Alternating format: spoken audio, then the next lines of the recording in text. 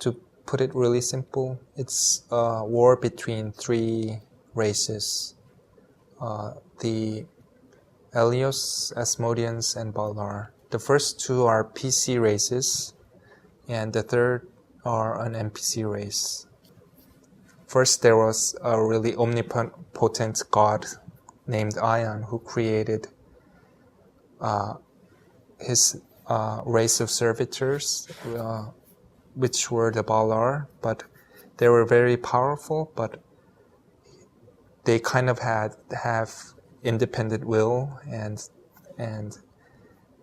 in the end they didn't really obey AION's wishes, and they kind of rebelled to AION, and so AION made a new race, which were the Devas.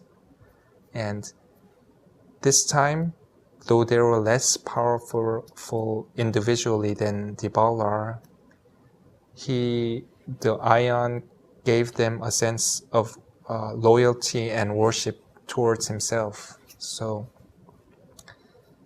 that they would obey him in all matters. So kind of they had the concept of a religion centered on AION, the central god of that world.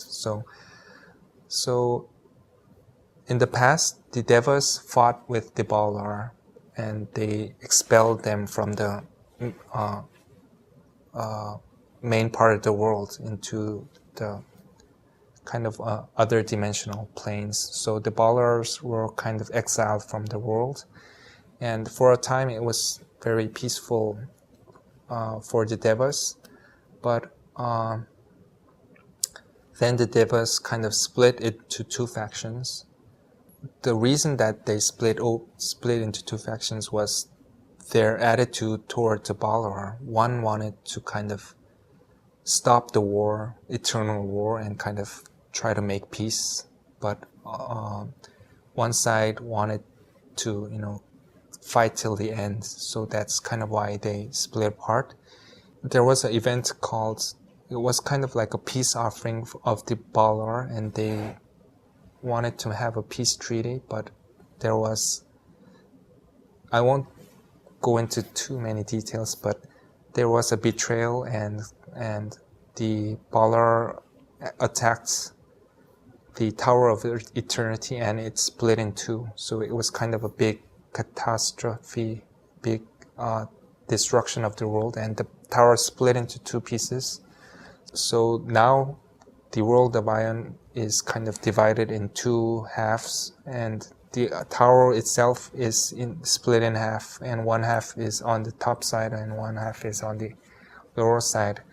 And so the Helios live on the lower side, and the Asmodeans live on the upper side. And now, because of that split of factions, they have become bitter enemies. They blame each other for the splitting of the world, and they believe that in order to survive, they must eliminate their opposing faction. So now it's kind of a three-sided war between those three races, and of course the main point of conflict is who will get to control the Tower of AION, Tower of Eternity.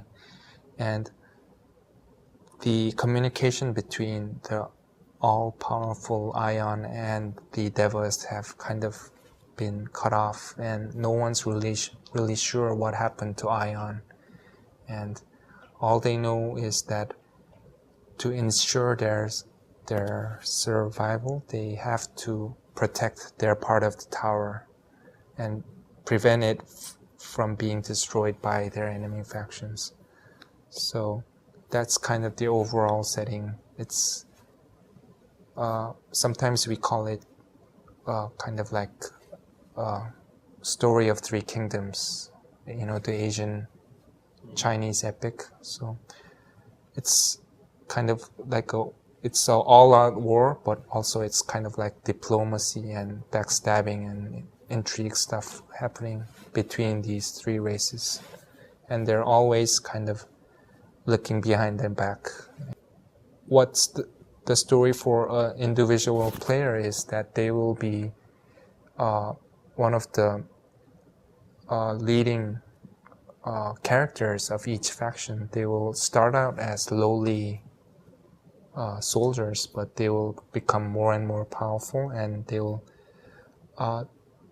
realize their potential to become really godlike beings, and eventually they will become the generals of the army that fights in this three-sided war. So I think, to put it simply, it's about rising in ranks within in your nation's army to become a very distinguished military, hero within that world. I think that would be the main storyline of AION.